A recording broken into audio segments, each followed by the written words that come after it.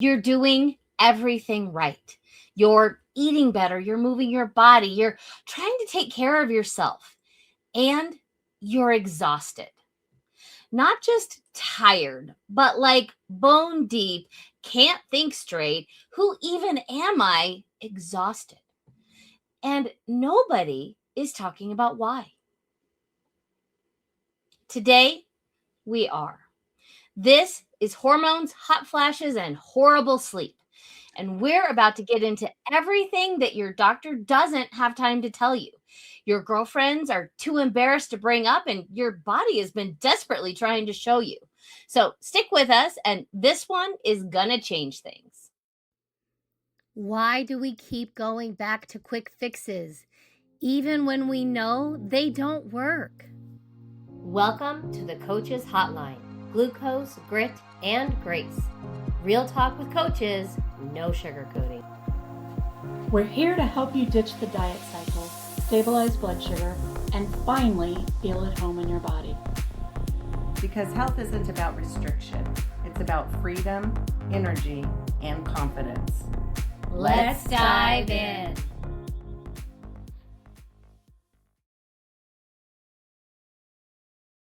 Hey, welcome back to Glucose, Grit, and Grace. I am Coach Amber, and I am here with my two favorite co-conspirators, Coach Elaine and Coach Alane. Hey, ladies. Hi there. So if you are brand new here, welcome. And we are so glad that you found us. So every single Tuesday, we get together and we talk about real health, real life, and what it actually looks like to take care of yourself as a woman over 40. No fluff, no shame, but real conversation. So today's topic is sleep, and specifically why so many of us over 40 are sleeping terribly and feeling like absolute garbage, and what we can actually do about it. So sleep, as we've talked about before, is one of our 6 spinning plates. And it might be the one that affects everything else the most. And so we are going all in today. And before we dive in, if you haven't already, please like, subscribe, and leave us a review or a question. It genuinely helps more women find this show. And that's always our goal. And when this episode is done, go check out some of our other podcasts. There's really something for every plate and every one. So, all right, let's dive into it. All right, so we're going to start here because this is the piece that I think a lot of women miss. Sleep isn't just about feeling rested. And again, sleep is one of our 6 spinning plates. Now, if you're new to this concept, we teach that there are 6 areas of health that are all spinning at the same time, kind of like plates on a pole. And when one plate wobbles, all of the other plates feel it. So we're talking nutrition, movement, stress level, your mindset, relationships, and your sleep. They're all interconnected. And here's what I see a lot of times with the women that I coach, and looking at my past history, they're white knuckling their nutrition. They're showing up for workouts, they're doing the work, and they're still not getting the results that they want. And so then they just dig in. And that sleep plate is chilling on the floor. So let's talk about what that actually looks like and why it matters so much more than people realize. Elaine and Elaine, what have you guys seen with your clients? I think one thing that we don't realize is how foundational sleep can be. We think of it as optional. And here is what I'm going to say about this. Sleep actually fits into your health because a lot of people treat it like it's optional, like it's the first thing to cut when we get busy. But sleep isn't a luxury. It's a biological requirement. We have to have sleep. Sleep is when our body does its work. So during the day, it's maintaining us. But at night, It needs that time when the rest of our body calms down and relaxes. And it's when our brain clears the waste from itself. It's when our hormones reset. It's when our blood sugar stabilizes and our body repairs itself. So if you're thinking about things like metabolism, cravings, stress, even emotional resilience, sleep is at the center of all of it. So when we skip sleep, we're not gaining time. A lot of times we think, oh, I'll just sleep 5 hours. That'll give me 2 more hours to do what I need to do. And what's happening is that you're borrowing now from your health. Mm. And the interesting thing is, if you don't get enough sleep, you end up being more hungry in the morning or during the next day.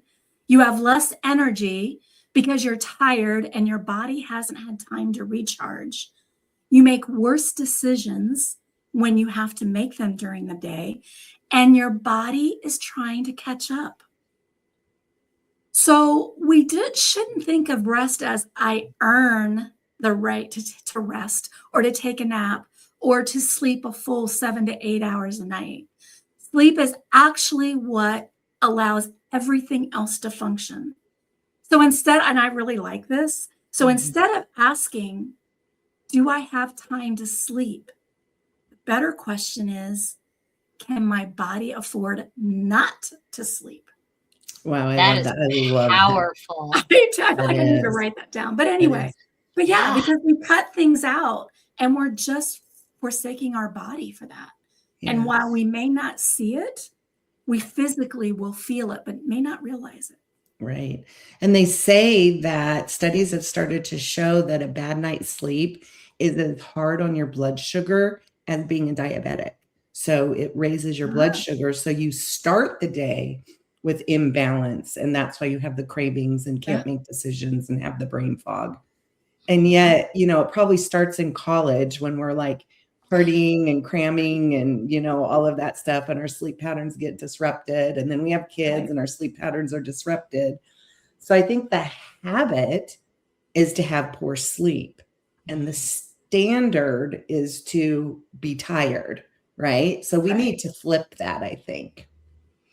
Well, and what it makes me think of when you say that, Elaine, is that people will go, oh, I'll sleep when I'm dead. That's exactly what I was thinking. Yeah. If you're not sleeping now, you're getting closer to it. So, yeah, and well, it's not funny. Not to be really frank, but let's be frank. Right. But that's what we think about. We think that, well, I'm just laying there. And that's what I used to think. I'm just laying there when I'm sleeping. I'm not accomplishing anything. So we kind of put things like, what tasks have I done? And sleeping doesn't feel like a task to us. It feels like something that, well, you know, it's dark, we need to go to sleep. When in reality, our body really needs it.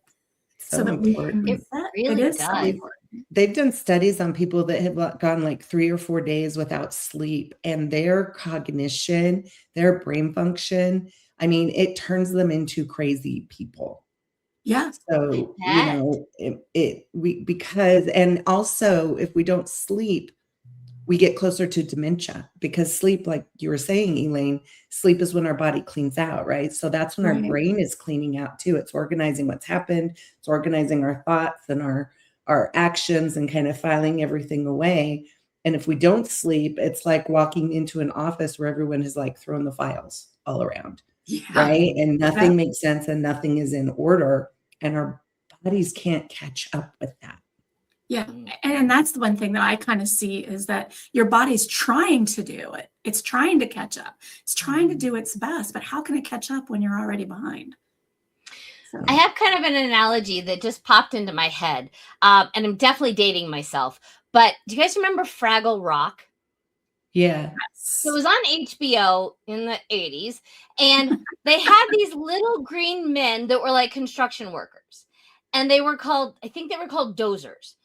And they, for some reason, were building these structures, and the Fraggles were always knocking them over, and they just go back and continue building.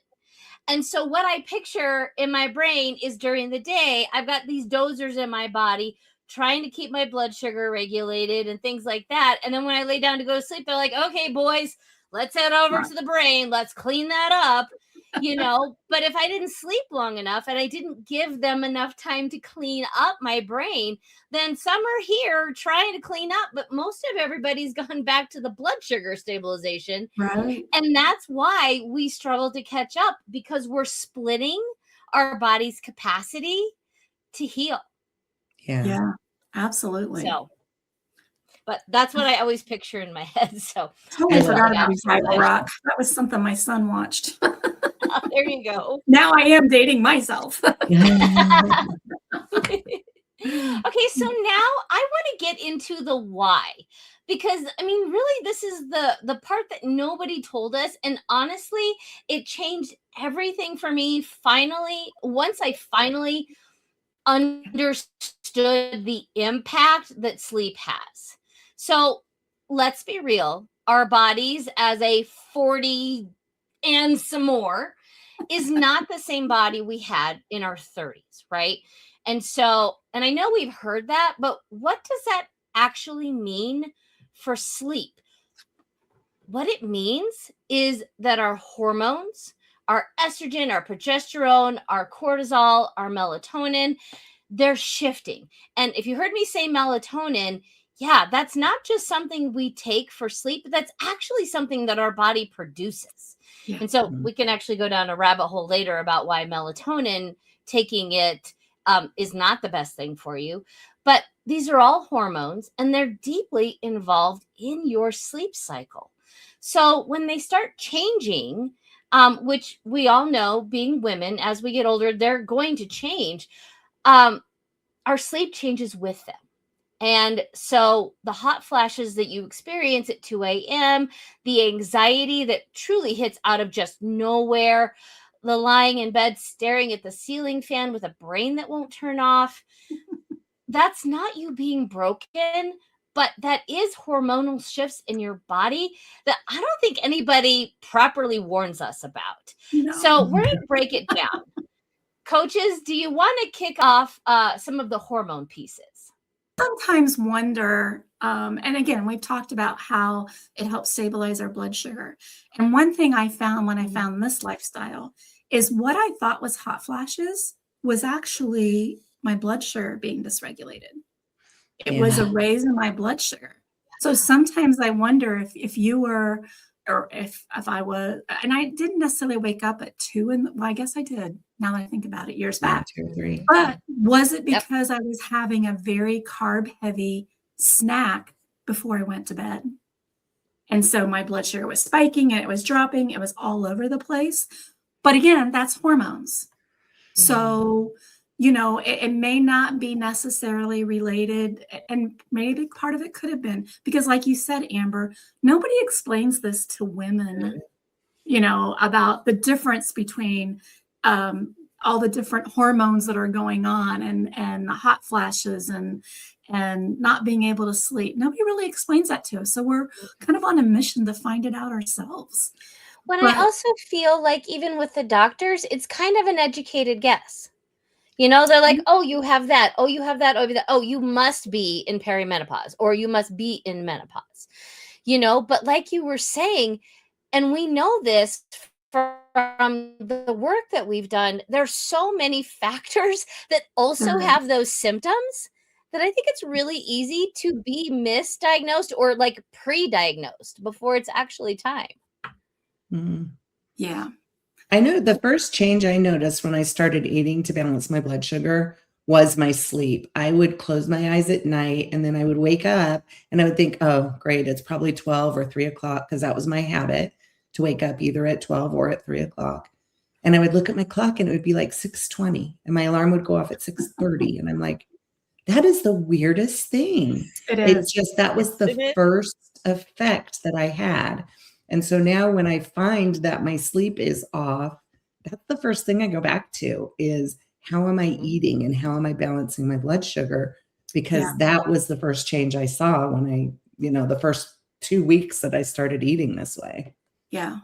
And while the estrogen and progesterone and all of that is very important, they're all hormones. Cortisol is, it's your things that are going on in your body. And that's why I think if we can get back to having our body what it does best, it helps us with all of this. In a previous episode, we had Coach Donna on, who does a lot of work around menopause. So if you guys want to look at that episode, it was Coach Donna Lamb. But that's one thing she talked about, that balancing our blood sugar helps us so much with all of those hormones. Everything else, yeah. Yeah. So it's not that we necessarily, for what we teach, it's not that we would do something different for someone who's in their 40s, 50s, 60s, 70s than we would do for someone who might be in their 20s or 30s. Now, yeah, there's some changes there. So please don't take that to one side. Because every body is different. Yeah. Correct. Yeah. But the idea of balancing your blood sugar helps you no matter where you're at in your life. Exactly. The way I look at it is, if we are giving our body what it needs to keep blood sugar in homeostasis, then it doesn't have to do that. And then it can be freed to work on all the other stuff that's going on in the body. But if we're not feeding our body correctly, our blood sugar is our basic metabolism. It is what makes everything run. And so if we're not taking care of that, our body has to default to making sure that that's in homeostasis before it can do anything else. Yes. And Elaine, I think a lot of times people think that's a character flaw, and it's not. It's biology. And the worst part is that it truly becomes a cycle, right? So bad sleep, which we talked about, leads to poor choices. Poor choices lead to guilt. Guilt leads to stress, and stress leads right back to bad sleep. And we are going to break that cycle today. So let's get into it. Coach Elaine, can you give us a little bit of scienciness on this? Well, and you guys know from other episodes, science was never my strong point. So this is going to be dumbed down pretty much. So like I said, science was not my strong point in school. I took general science and then stopped. So, but yeah, it absolutely makes sense. And it does help us to understand that when we're looking at our sleep. So a lot of times it starts with poor sleep. When you feel like you're sleep deprived, your biology shifts against you. And kind of what we talked about earlier, your hunger hormone, which is ghrelin, it goes up. And your fullness hormone, leptin, goes down. So when we've got this going on, can't see my bottom hand, when we've got this going on, you're not just feeling snacky. Your body is literally pushing you to eat more because it wants to balance those things. So it says, give me more so I can balance these two hormones that are in that I have in my body. On top of that, if that's not enough, when you get tired, your brain craves quick energy. So it says, hey, I am slowing down here. My brain's slowing down, which is where we talked about making decisions and stuff. I need some quick energy so I can keep processing. So what gives us quick energy? Carbohydrates, sugar. Right. So sugar and carbs sounds way more appealing to us than anything else. So that's where we think, I'm going to power through this. It's going to be willpower. Oh, look, I've lost my willpower. Well, it's not that you lack willpower. It's the biology of all of your body trying to adjust and giving your brain energy and leveling out that ghrelin and that leptin. Willpower is not going to have a chance against that when your body is craving this. Then when it comes to cortisol, that's kind of the big buzzword these days is cortisol. So it's your stress hormone, all right? When we're stressed, your cortisol goes up. Poor sleep raises cortisol because we're not rested. And over time, it's linked to things like increased belly fat. I can tell you, I had so much belly fat. I felt like I was pregnant, honestly. I would sit in a chair and my hands would be on my belly like it was when I was pregnant. It leads to blood sugar issues and inflammation. Your body is basically in a constant low level stress state. And that's not a good place for our bodies to be. So what happens when all of this is going on in your body? You make choices that you wouldn't normally make. When you feel guilty, that guilt adds to stress, and that stress disrupts your sleep again. So just like you said, Amber, it's a loop. We have bad sleep, we make poor choices, we are guilty, and then we get worse sleep. The key is realizing it's not a character flaw for you. It's our body, and it's a cycle. And once you see it, you can start breaking it. And I think that's the powerful part. Truly. And that's actually where it takes grit, right? Because sometimes your family isn't going to be on board. You're going to want to go to bed early, and your kids are going to, your teenage kids are still going to be up, or your husband's going to say, but don't you just want to watch this show with me? Or your brain's not going to shut off automatically. You're not going to decide I'm going to get a better night's sleep and then do it, because this has been a lifetime habit and it's not going to break overnight. But this is also where you give yourself grace, right? We're about glucose, grit, and grace. You got to give yourself grace and just keep trying, because the only way that you can shift these old patterns and these old habits is with these little 1% changes. Let's try this and see if it works. Don't try everything, because then you don't know what worked. Exactly. Right? Don't take all the supplements and do all the things and everything, because then you're like, wait, what worked? And now I'm spending $500 just to sleep at night. Right. But, try one thing at a time and give yourself grace to see if that works. And then if it does, and you still need better sleep, try something else or switch it up. So this is really where you need to dig in with grit, but also give yourself grace, knowing that it's not going to happen right away. Yeah. I think that leads us really into what we're talking about next. Is we've talked about what's going on, and we've talked about why it's going on. And now I want to give our audience some practical things to do. I am a very practical girl, and I just want to understand a problem, and then I want to solve it. And the good news is that there are some really simple, doable things that you can start doing tonight. I mean, again, pick one, but start doing it tonight, and it can actually start to move the needle. Okay, because we're talking about your environment, your wind down ritual, your eating schedule, especially your balanced PFC3 meals that we talk about. And it affects your sleep quality more than people realize. And what to actually do when you wake up in the middle of the night and can't get back to sleep. So the one important thing I need everybody to hear is that this doesn't require perfection. So all of you perfectionists out there, I hear you and I get you. And you're building a habit. And if you could do it the first time and be 100% perfect, you wouldn't need to build the habit in the first place. Right.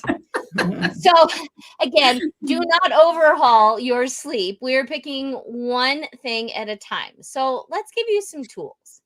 So one thing that I truly believe is a non-negotiable, and I'm getting better at it, I'm not even 100%, is a consistent bedtime. Yes.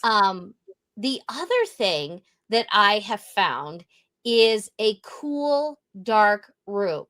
Now, I am one who likes to have the blankets and the comforter up to my head because I hate being cold. And my poor husband, he is a heater and I am the freezer. So constantly cold. And, but I read a book called Sleep Smarter. I think that's what it is. It's great. And it is a great book. I learned so much. And he was telling us that the temperature of your room drastically impacts your capacity to get quality sleep. And then he said the craziest thing ever. He is like, your room should not be warmer than 68 degrees. And I'm like, I'm sorry, what? Because that's cold. I mean, at least for me, that was super freezy. But now that I know that, I can tell, like if I go to bed a little bit warm, I will wake up in the morning and my sleep score that I get from my watch, not, excuse me, not as good as on the nights when our bedroom is colder. Yeah. In the winter, we keep our bedroom at 62 at night. Ooh. Oh God, I know. I'm not Makes there you get up yet. really quick. And then in the summer, I don't take it down to 68. That's just too much running on the air conditioning, but I do keep it down to 72. But during the day, we're at 78. So, you know, that degree difference, it definitely makes a huge difference. So I didn't realize it would either, Amber. And probably we read the book at the same time. But yeah, it was mind-blowing. Absolutely. Mm-hmm. Even the little lights, you know, you have on there, you know, a dark room. Yes. And that's one thing. Even the little lights, like the charging light on your charger for your phone or something like that. I know I have a stand-up charger that I can just set my phone in. There's a little light that tells me. Even those little lights can disrupt your sleep. So the darker you can make it, the better. Yeah, for sure. For sure. I think the other thing too, which we've already kind of mentioned, is is protein, fats, and carbs every 3 to 4 hours. Yeah. Because we're looking at stabilizing our blood sugar, which we've talked extensively about in this episode so far. But by eating that, we're allowing, remember, our body is a fuel as you go system. All right. So what it doesn't use in 3 hours or so is stored. So that's why we want to make sure that we're nourishing it every 3 to 4 hours with protein, fats, and carbs to help our body so it doesn't have to regulate that blood sugar.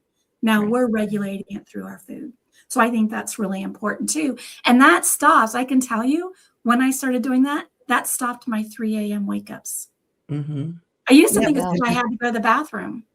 I don't think so. Because your blood sugar crashes at that time. Yes. That's why I'm always better if I eat not a huge something an hour before bed, but if I eat like half of a protein bar or one of the little small yogurts or something that gives me the protein, fat, and carb so that my body has the energy for overnight. Because your body does slow down overnight. So it doesn't need, you don't need to wake up then at midnight and feed yourself again, but because it will be able to use what you gave it. But just that one thing really keeps your blood stable overnight. Yeah, really does. And then the other thing for me too is like having a wind down ritual, not a wine down, but wind down. Sorry, I thought I heard that. Yeah, right. Amazing. Yes, wine is going to make you sleep better. It does not. It raises your blood sugar. But anyway, if you have like, for example, if you're watching a television show and it's like super exciting and super like, your adrenaline's pumping and there's things, loud music and bombs going off and everything, you're kind of at this heightened state, right? And then you turn that off and you go to bed. And your body's like, wait a minute, what happened? I was just super excited. And now you're expecting me to wind down and sleep. And so having some kind of ritual where you're like turning screens off 30, 40 minutes before you go to bed, or, I like to wash my face at night with like a lavender soap with really nice warm water, and it just calms me down. Or turn off overhead lights in the evening and just have either lamplight or candlelight. And then something unconventional, this is really weird, but if in the morning you get up and watch the sunrise or see the sun in the morning, and then at night go outside when the sun is setting, that resets your circadian rhythm, and your body will be like, oh, okay, I know what to do next because the sun has gone down. Yeah. That's so and how powerful. peaceful is that idea? Yes. Like that just sounds amazing. You do it every day. It's like a little gift to yourself. It is. Yeah. It's like, oh, I survived this day. The sun's going down, and then it comes up and you're like, okay, it's daytime again. Things are good, Love Yeah. that. Yeah. I do too. That's great. And to that wind down, I do try to have a consistent bedtime. But on Tuesday nights, my husband and I have choir rehearsal, and it goes much later. And so by the time I get home, like I'm exhausted and I still need that wind down time. Yeah.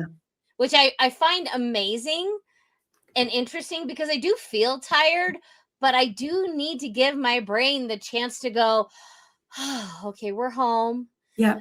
We're getting ready for bed, and so yeah, I think that's really interesting. One thing that because the sleep plate has been a bugaboo for me for a while, and so I'm constantly working on it.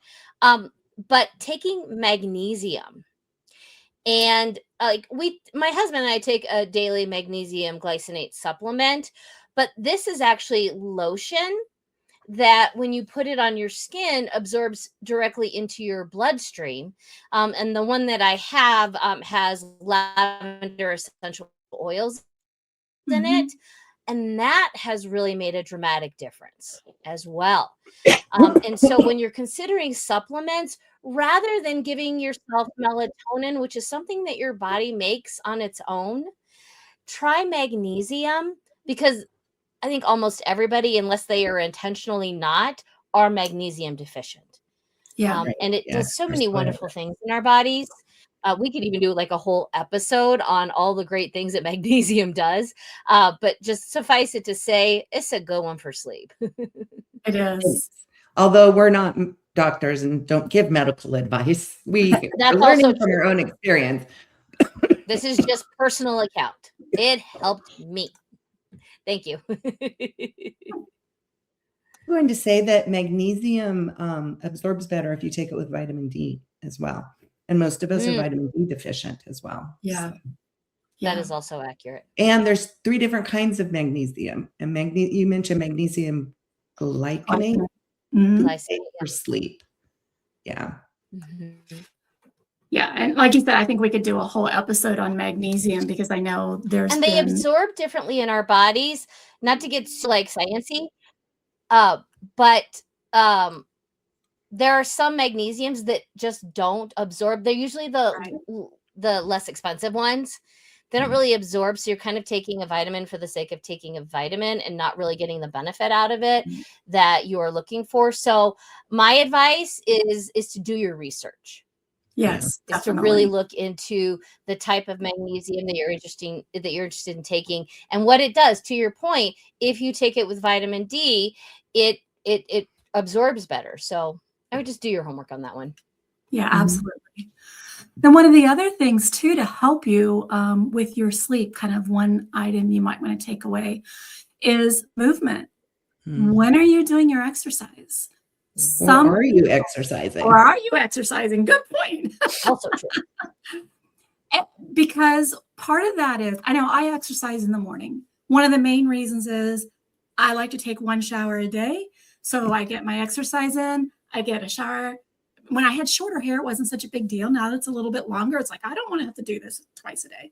Anyway, so I do my exercise first thing in the morning. But I also know that if I was doing my strength training at night, that kind of gets my adrenaline pumping and it may impact my sleep.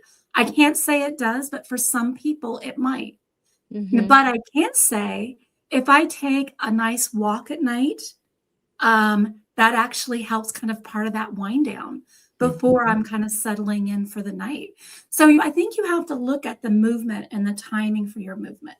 It's going to be different for everyone. My husband can go out and run at 7 o'clock at night, run, 5K, come back, take a shower, and he's fine and can sleep that night. For me, that wouldn't work. So you've got to look at what works for you. Yeah. See what you can do. See, try different timings out and see what works for you. But also know that when you're doing your movement, that could impact your sleep quality. True. Absolutely. So what do you guys do when you wake up at 3 a.m.? Do you have any tips for that? Because I have a really weird tip, but sometimes it works. Well, now I'm really intrigued to hear your I weird know. tip. I know. One thing that I do, I don't think it's a big secret. I think I've talked about it on here. I have ADHD, pretty severe ADHD with the rolling thoughts in my head. And so that used to actually be a big thing that would keep me from falling asleep. Um, what I do is I wear a headband that has earbuds in it. Oh, yeah. Hmm. And I actually listen to sound bowls. Mhm. That's a little woo woo. And so if that's not your jam, I totally get it. But I don't think that like listening to white noise or brown noise is something really outside of the box. Right. But when I wake up, I need to calm my brain down. And so I will repeat a mantra over and over again. And that helps my brain focus and slow down. And once my brain slows down, I can then hear the sound bowls and then I can go back to sleep. So that's what I do. That's Well, good. That's really good. yeah. There is one thing that I do sometimes to get to sleep to calm my brain down if my brain is just like going 1,000 miles an hour, is I used to like try to just count backwards and because it gives yourself, your mind something else to think about. But that stopped working for me. So I do this really weird thing. I sing the ABCs to different songs, to different tunes. Oh, that's cool. Because I don't have to think about the ABCs, but my brain has to think in a different way to sing it outside of the ABC song, right? Yeah. So, or, sing different songs to different, like you can sing Amazing Grace to the tune of Gilligan's Island because it's the same cadence and everything. Okay. And so it gives your brain something else to think about. Did you Love just try to do that, Amber? I'm not going to do it out loud because nobody wants to hear me sing, but I did try to do it and I would need to practice. but it gives your brain something to do. So think of doing things, if it's I counting love or that. singing one song to the tune of another song or something, because that gives your brain like something to concentrate on that's Yeah. not going through your day. But when you wake up at 3:00 in the morning, something that I've had to start doing that really works, and I think I heard this from Mel Robbins' podcast, maybe, or somebody's podcast.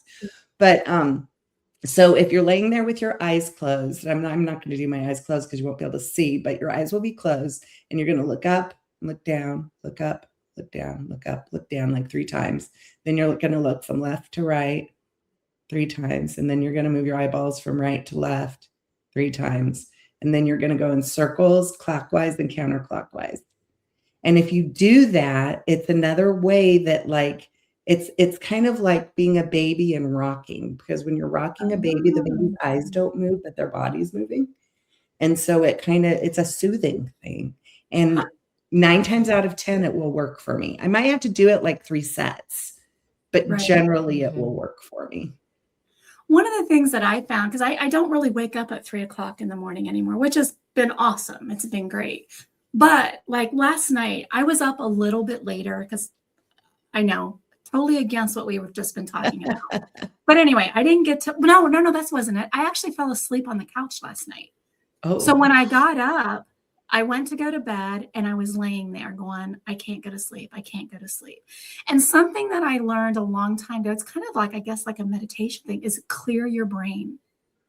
When your brain is thinking about something, don't, think about like just white space or a room that has nothing in it or whatever it is. And that's what helps me then to go to sleep, whether it's at 3 a.m. or like last night. And it didn't last very long. I mean, I was probably asleep within 30 minutes. But that's one of the tricks that I've learned. And that can be hard to do, is just to try and clear your brain. Yeah, so that's kind of my trick.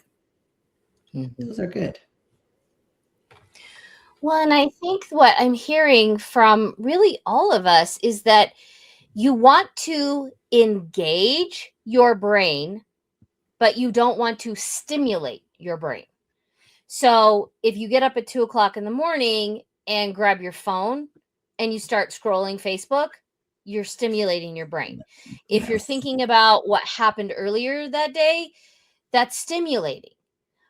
And if you're not engaging your brain, it will run away with itself, right? So if you engage it into a mantra or a meditation or, the eye movements, your brain is getting an opportunity to do something that is not stimulating it. And that's where that calm, I believe, is coming from.